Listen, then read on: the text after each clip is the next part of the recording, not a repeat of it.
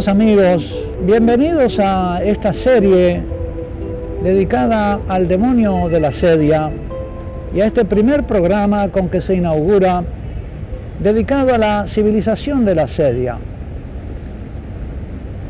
Nos ocuparemos en los programas siguientes de la asedia como una tentación, como un pecado a nivel individual, pero también veremos que la asedia se encuentra instalada en forma de hábitos en las sociedades, en las culturas, de modo que se puede hablar de una verdadera civilización de la asedia. Y de eso quisiera hablar en este primer programa de la serie. Estamos en una civilización de la asedia. No se diagnostica este mal de manera explícitamente religiosa y nuestro diagnóstico es religioso. Normalmente se habla de la sociedad depresiva. Hace pocos años publicó el padre Tony Anatrelat, un jesuita francés, psicólogo social y psicólogo, consultor de la Santa Sede, un libro que se llama La sociedad depresiva. Y dice Tony Anatrelat acerca de nuestra cultura que la depresión no es solo la enfermedad más extendida en nuestra civilización, sino que es su mal característico. Es una civilización que se caracteriza como su rasgo principal por ser una sociedad depresiva, deprimida y de alguna manera deprimente. Otro gran psicólogo muy reconocido en los ambientes psicológicos, Viktor Frankl, decía ya hace muchos años, él que había estado en los campos de concentración de Auschwitz, decía que la depresión se debe a haber perdido el sentido de la vida. Dice Viktor Frankl que la depresión se debe a que el hombre necesita tener un sentido último, y cuando pierde ese sentido último de un bien que no puede perder de ninguna manera, entonces comienzan los procesos psicológicos y luego también neurológicos que lo sumergen en la depresión. La tristeza. Vamos a ver en estos programas siguientes que la asedia es una tristeza, pero es una tristeza por los bienes últimos, es tristeza por el bien de Dios, o la incapacidad de alegrarse con Dios y de alegrarse en Dios. La sociedad depresiva ha avanzado muchísimo en procurarle a los hombres bienestar y progreso material. Ha llevado a los pueblos, incluso a pueblos muy sencillos, a aumentar su nivel de vida. Sin embargo, eran pueblos que cuando no tenían tanto bienestar, sabían celebrar la vida porque se alegraban en las cosas sencillas, en los amores, en los vínculos. Celebraban sus fiestas y en sus fiestas celebraban los amores, los vínculos, la vida, el nacimiento de los niños, el casamiento de los jóvenes, los años de los ancianos, y aunque tuvieran menos posibilidades de bienestar, menos confort, tenían sin embargo más alegría. Parece que esta sociedad depresiva, en la medida en que aumenta en el disfrute de las cosas, pierde la capacidad de disfrutar y de alegrarse con los vínculos, con los amores entre las personas. Y produce entonces un tipo de fiesta que ya no es la fiesta de la celebración de la vida, sino que es una fiesta de evasión, de la cual vuelve a la vida diaria con una sensación de aburrimiento o abrumados, después de haber huido, como que se recluye de nuevo en la cárcel de las cosas y no encuentra ya la alegría de los vínculos. Es una sociedad en que se están agrediendo los vínculos, y principalmente el vínculo principal, el vínculo y la fuente de todas las vinculaciones, aquello que hace del hombre un ser vinculado y vinculable, que es el vínculo con Dios. El primer vínculo, el más importante entre el Señor y la criatura, entre la criatura y el Señor.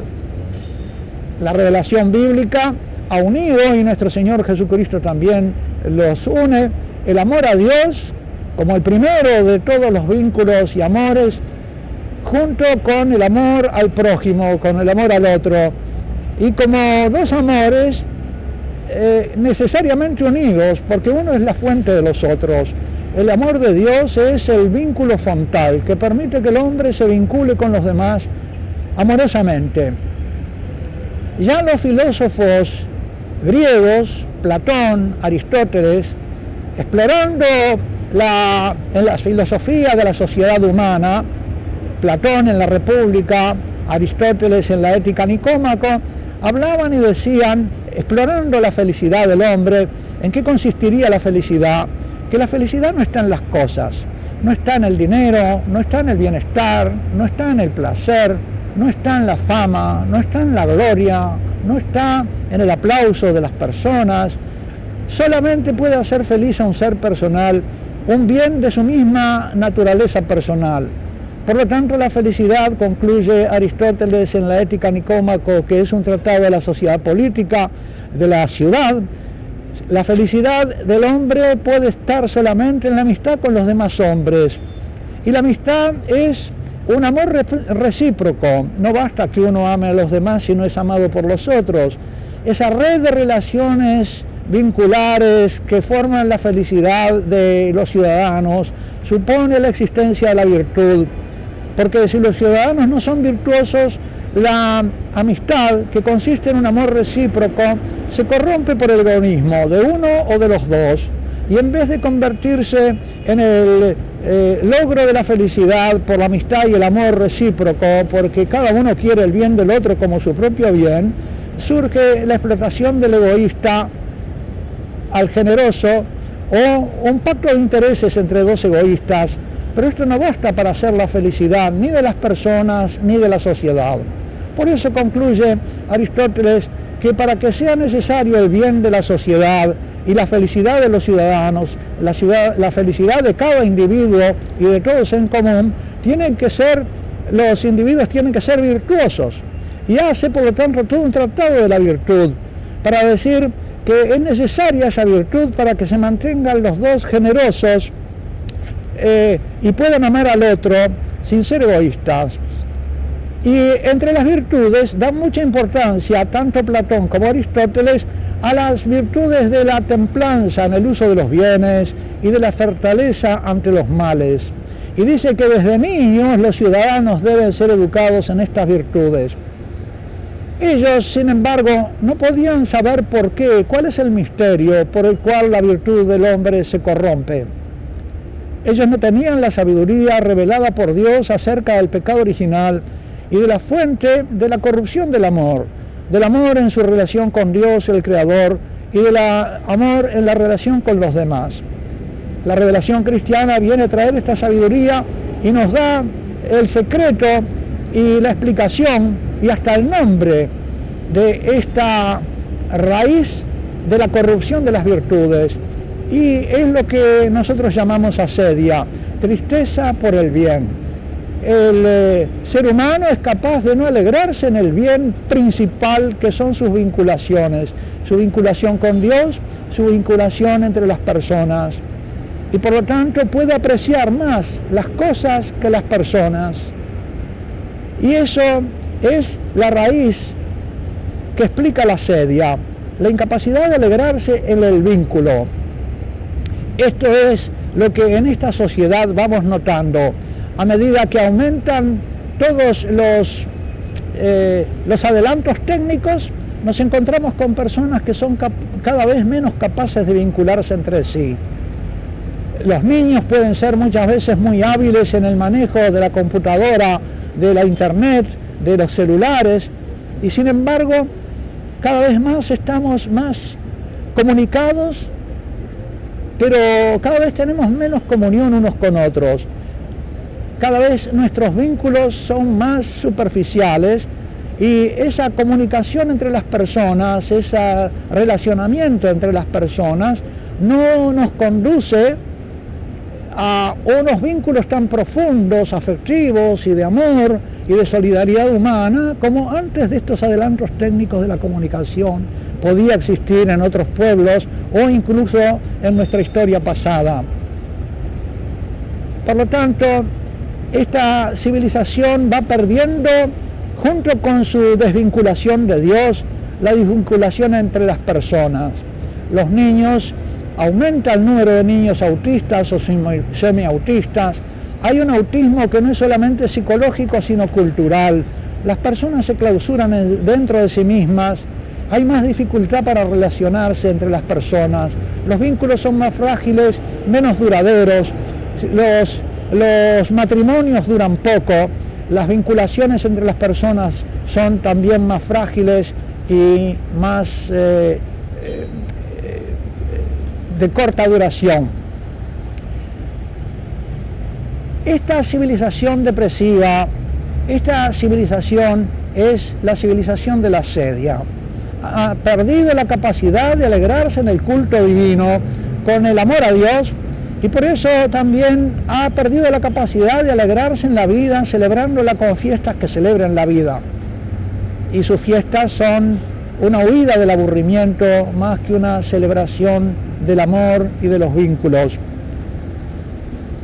Quiero echar mano de una parábola evangélica que nos puede revelar algo acerca de las razones últimas de este mal de la civilización, de esta enfermedad de la civilización. Se trata de la parábola del hijo pródigo.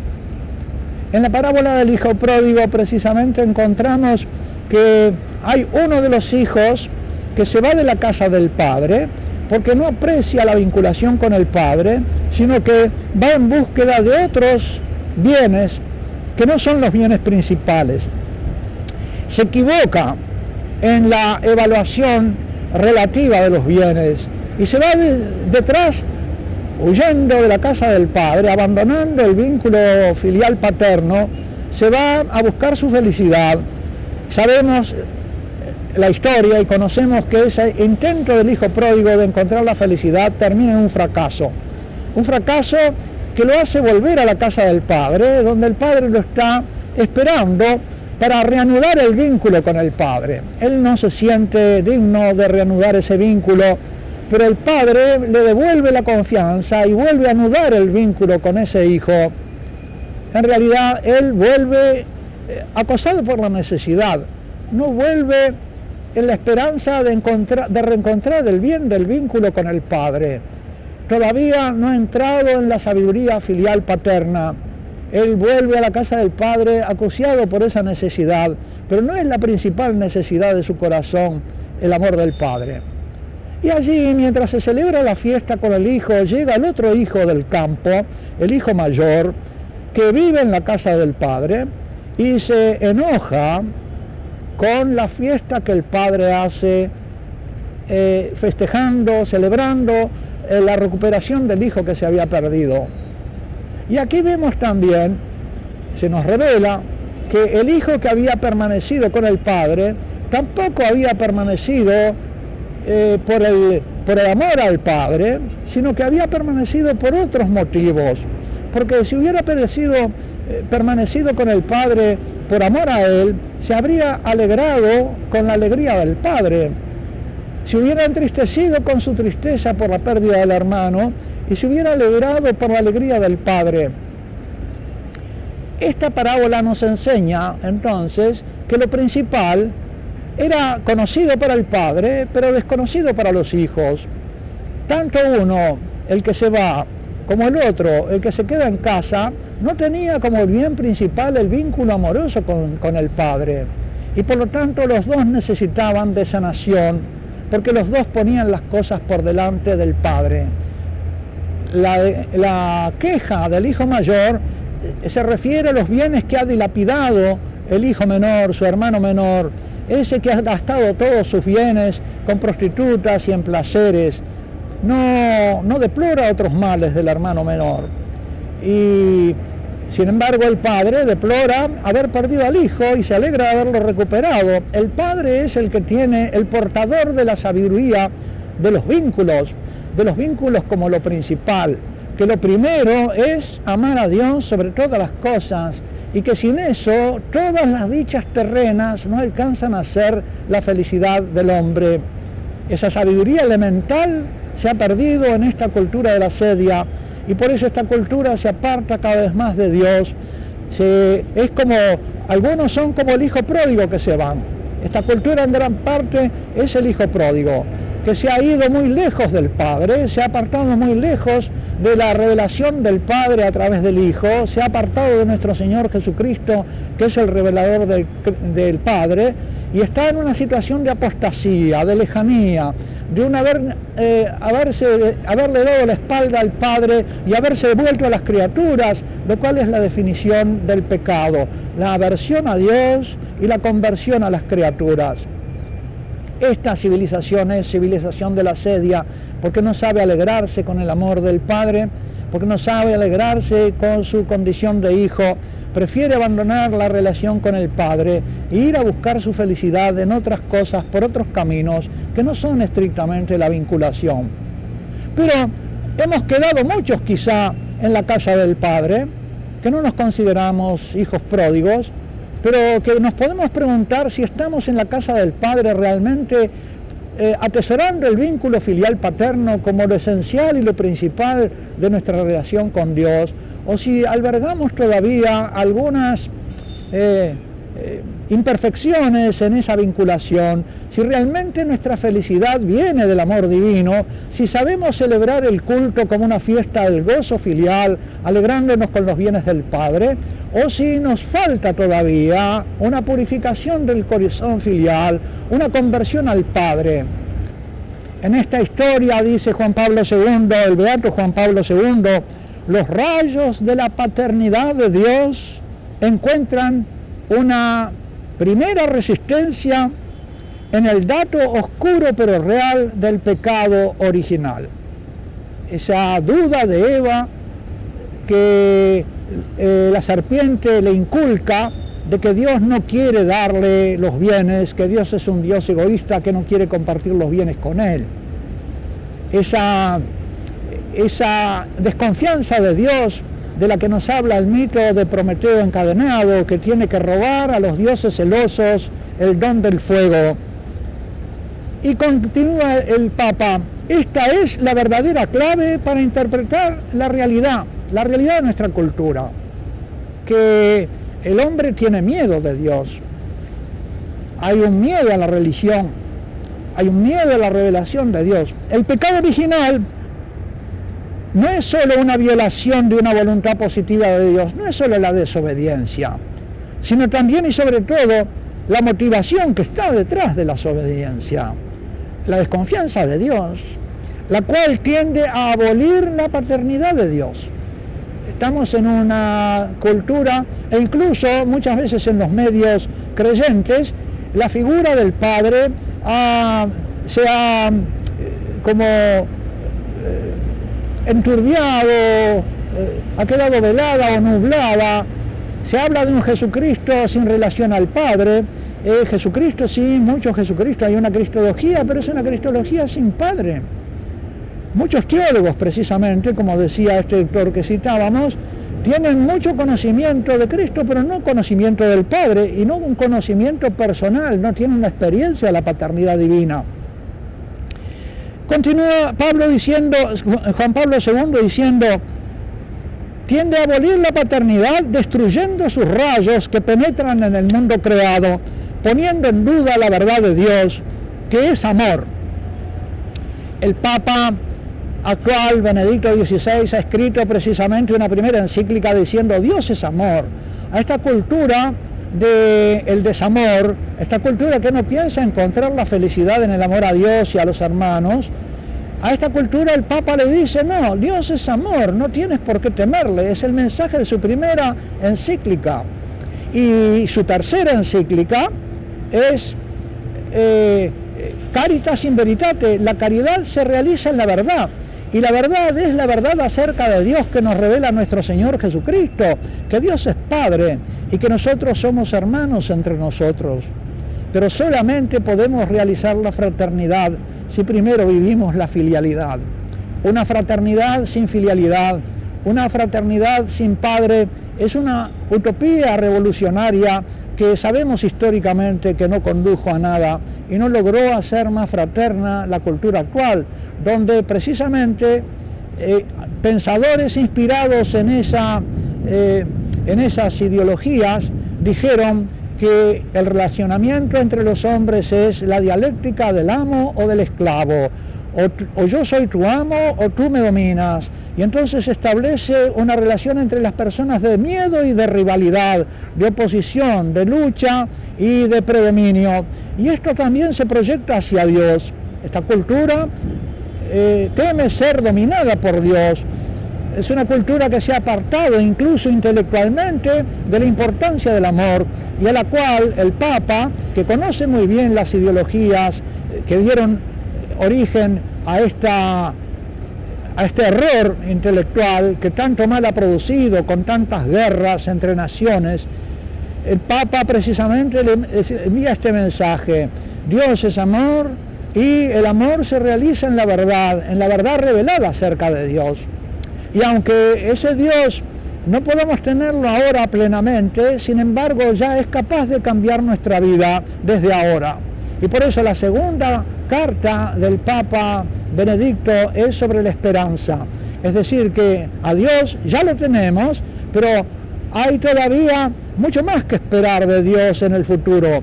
Que la Jerusalén, la ciudad de Dios, la ciudad de los hombres que aman a Dios y es amada por Dios, no se realiza plenamente ahora en la historia, sino que va a ser la Jerusalén celeste, va a culminar. En este momento se está como formando en la historia y se están juntando en el cielo los que aquí han vivido precisamente la primacía del amor, el primado del amor en sus vidas, los que han puesto delante los vínculos y no las cosas, y una ciudad de la que quedan excluidos los que han puesto las cosas delante de las personas y los vínculos. Esta misma diferencia que hay entre los hermanos y estos defectos en la fraternidad y en el vínculo filial que encontramos en la parábola del hijo pródigo puede iluminarse también a la luz de otro par de hermanos que encontramos al comienzo de las Sagradas Escrituras, que son Caín y Abel. Caín y Abel son dos hermanos distintos. A Caín se nos lo presenta como el fundador de las ciudades. Él es el padre de Babilonia, el padre de Babel, que erige la sociedad terrena en términos de rivalidad para alcanzar el cielo por sí mismo. No recibe la gracia divina, sino que tiene que apoderarse de los bienes divinos en una competición con Dios. Es precisamente la dialéctica del amo y el esclavo que trata de apoderarse de Dios, como la madre Eva también trató de apoderarse del fruto del árbol del amor divino antes de que el amor de Dios le fuera concedido como un don. Fue un pecado de impaciencia más que un pecado de desobediencia. Hubo una impaciencia primero, hubo una desconfianza con Dios primero y una